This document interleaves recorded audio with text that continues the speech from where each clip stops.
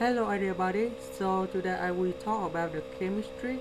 The topic today is about find the percentage abundance of two isotopes in here. So we have the real example. Rubidium has two isotopes. Let's see about 85 and 87. They just provide the number in here. If the average atomic mass is 85.4678 AMU, so we need to find the percentage of the abundance. So let's S is the percentage of 85. Then we have 1 minus S is the percentage of 87.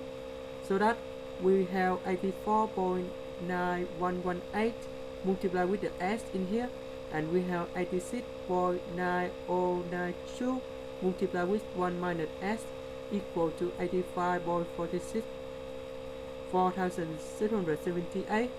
Later that, after we calculate equation, we got about 72.16 percentage. So that the highest abundance is about 85 because 72.16 is higher than 50%. So 85 is the abundant. That's the end. Thank you for watching.